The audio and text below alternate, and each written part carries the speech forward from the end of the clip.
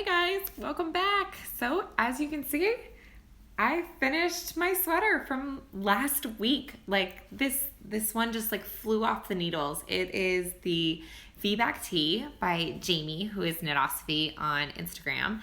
And yeah, I literally flew through this pattern. I remember last week I told you guys, oh, it'll go so fast. I just have stockinette in the round and I love that. And joke was on me because I literally had like 1 more inch of stockinette in the round and then it was short rows, short rows, short rows, short rows. And I am not the biggest short row lover. The only reason that I even like can tolerate them is thanks to Jamie, because a few months ago she posted something about German short rows and I was like, interesting. And I went and checked it out, and it is, if you've never done German short rows and you don't like traditional wrap and turn, you have got to check it out, because the best thing about German short rows is they look good. Like when you do them, you can't really see them. And secondly, you do exactly the same thing on either the purl or the knit side, and you do the same exact thing to pick them back up. So you like can't forget it. and like I said, so they're just much simpler. But anyways, I did a pile of German short rows. I did some ribbing, we did some finishing, we did a ton of weaving and ends, and we are here. Yay! Isn't it so cute?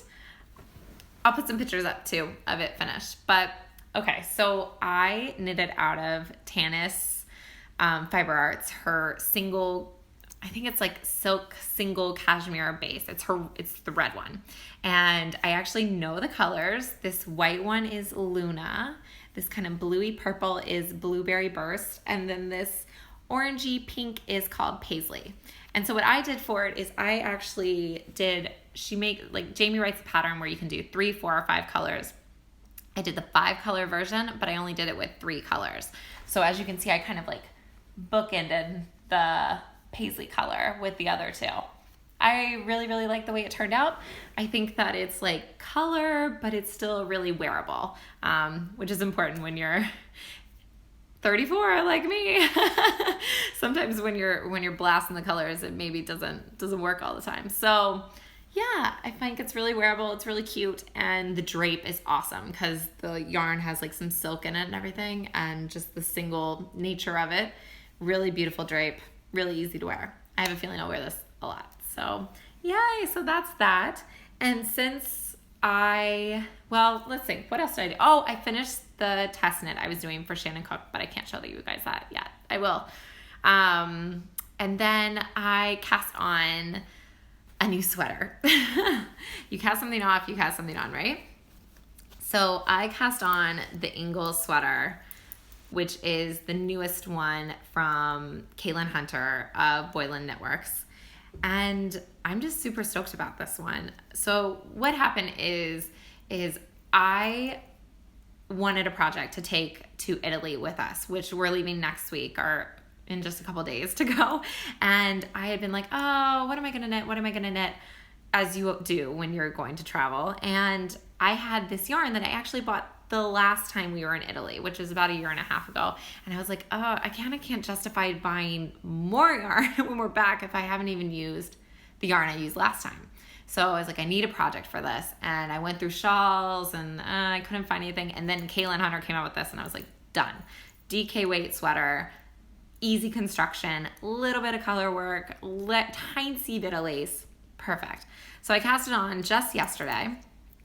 And I'm knitting it with the yarn that we bought when we were in Italy last time. Is this Cardiff, I think that's how you say it, Cardiff cashmere. And it's a DK weight, and it's really kind of fluffy. Like it's not tightly spun. I don't know the correct term for any of this, but it's really loose. So it's kind of creating like a very kind of loose fabric. And so far there's lots of, sorry, it's probably a dog hair. But so far I've only done the ribbing and some of the short rows, and then I just started on the lace. So not far, but I just cast this on yesterday. I am going to knit it with size 6 signature needles. I did do a swatch, but I mainly did my swatch to see if I liked the contrast color, which it has like little snowflakes on it. So I'm going to do that in the dark gray. So I'm going to do the light gray for the main, dark gray for the little snowflakes. I think it'd be really pretty. yeah, so, and oh my gosh, you guys, look at this. So I got this little marker from Jules, who is so sweet, Violet. I was ordering a bag, the flamingo one that I actually showed you last time. And I was like, oh, that's a cute little stitch marker. It is adorable. It's like this little like fluffy, sparkly gray ball. It's perfect on the sweater. So I'm using that. And then actually I have my cute little sheep too. This is from, I think it's called Wee Ones on Etsy. Got these a really long time ago. I have like a whole little flock of sheep stitch markers. So this sweater is coming with me to Italy. Very excited about it. And then that gives me the opportunity to buy more Italian yarn. And then let's see, what else did I do? Well, I frogged like 3 projects this week. I just decided that they were not moving and I didn't really want to knit on them, and they were only about 10% of the way through. So I just done, right? Knitting's for fun. Knitting should always be fun unless it's your job, which no, not at all.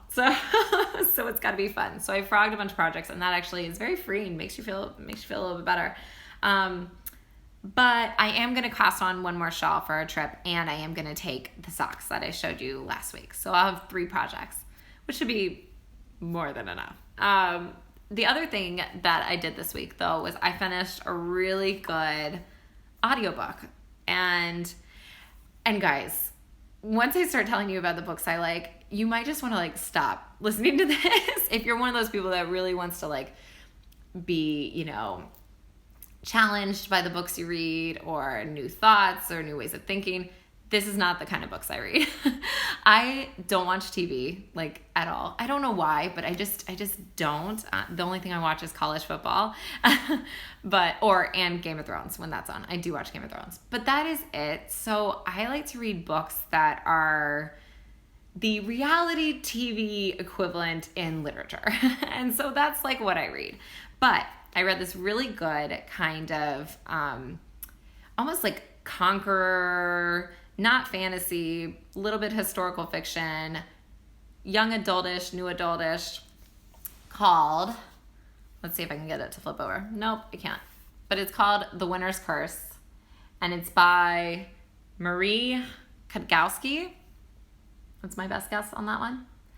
It's really good. If you like the Throne of Glass series, like something with a little bit of action, tiny bit of romance, then this one's good for you. Oh, and then when I finished that one, I picked back up with one of my absolute favorite series. Because do you ever like finish a book and it was so like intense that you need something that you can just kind of like relax into? So that one was kind of intense because it was a lot of back and forth and action and just a lot of scheming and whatnot. I needed something I could fall back on. So I went with one of my favorite series, which is, it's called the Premonition series, and it's by Amy Bartol. And the first book in it is called Inescapable. This is, I'll put it this way. If you liked Twilight, you should check out these books.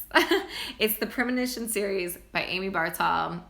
They're good audiobooks. They're great books. And like I said, if you like Twilight, if you like that kind of like fluffy, fantasy-esque stuff, that's a good one.